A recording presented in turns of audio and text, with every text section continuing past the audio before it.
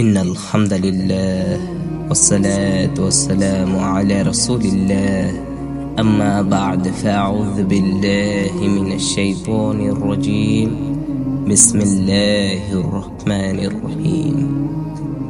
আমি আমার জীবনে অনেক গুনাহ করে ফেলেছি, নিজের নফসের উপর অত্যাধিক জুলুম করে ফেলেছি।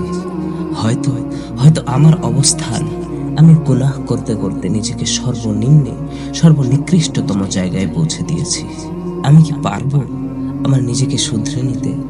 আমি কি পারবো আমার গুনাহ ক্ষমা করে নিতে? আল্লাহ কি আমার এই গুনাহর পাহাড় ক্ষমা করবেন? কি আপনার মনে কি এরকম প্রশ্ন যাচ্ছে? নিজের গুনার জন্য সর্বদা আপনার মন অনুশোচনা হচ্ছে? যদি এত প্রশ্ন আপনার মনে এসে থাকে, তবে ভয় পাবেন না।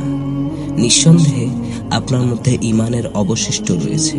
হতাশ হবেন না, লা তাহজান, বরং আপনি খুশি হন। আপনার রব আপনাকে তার দিকে ডাকছেন এবং আপনি তার দিকে ধাবিত হওয়ার জন্য ধীরে ধীরে প্রস্তুত হচ্ছেন।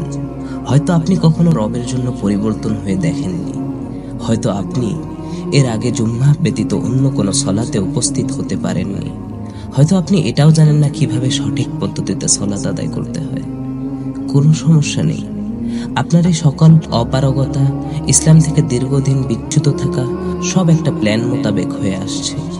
প্ল্যানটা ছিল এমন যে আপনি দীর্ঘদিন আল্লাহ থেকে বিচ্যুত থাকার পর মহান আল্লাহর ডাকে হঠাৎ নিজেকে তার জন্য উৎসর্গ করে দিয়েছেন।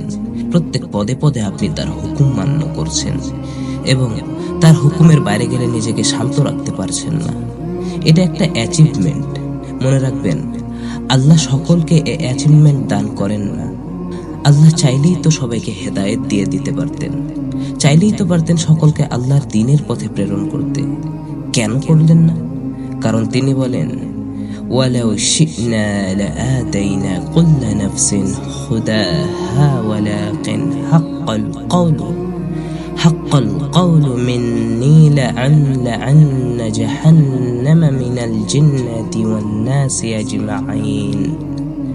অর্থাৎ আমি যদি ইচ্ছা করতাম তাহলে প্রত্যেক ব্যক্তিকে হেদায়েতের পথে পরিচালিত করতাম, কিন্তু আমার কাছে এ কথা স্থির হয়ে গিয়েছে যে আমি নিশ্চয়ই জাহান্নামকে জিন এবং মানুষ দ্বারা পরিপূর্ণ করব।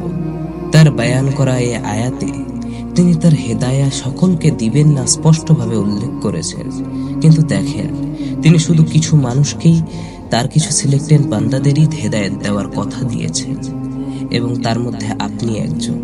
তাহলে কেন আপনি হতাশ হয়ে পড়েছেন? কেন রব থেকে নিরাশ হয়ে পড়েছেন? কেনই বা নিজেকে এত গুনাহগার তুচ্ছ মনে করছেন?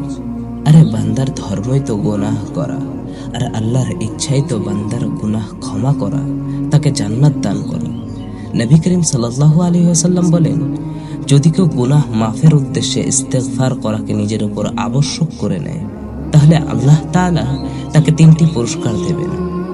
তার জীবনে কঠিন অবস্থা থেকে তাকে উদ্ধার করবেন, তাকে দুশ্চিন্তা থেকে মুক্তি দিবেন, তাকে অচিন্তনীয় এবং অকল্পনীয় স্থান থেকে রিজিকের ব্যবস্থা করে দিবেন। আমার প্রিয় ভাই, রব সম্পর্কে হতাশা শয়তান কর্তৃক প্রেরিত এক ফিতনা মাত্র, যা তোমাকে বিভ্রান্ত করে সর্বদা রব থেকে দূরে সরিয়ে রাখে। আমার হয়তো 1-2 ঘন্টার লেকচার তোমাকে কোনোভাবেই প্রভাবিত করতে পারবেন না যদি আমার রব তোমার অন্তর হেদায়েতের নূর না ছিটিয়ে দেন। আমি সর্বদা কামনা করি যেন আমার রব তোমাকে একজন দ্বীন ইসলাম সম্পর্কে বিশদ জ্ঞান অর্জনের তৌফিক দান করে এবং তার উপরে আমল করার তৌফিক দান করে। আমিন ইয়া রাব্বাল আলামিন। ওয়া আখির দাওয়ানা আনিল হামদুলিল্লাহি রাব্বিল আলামিন।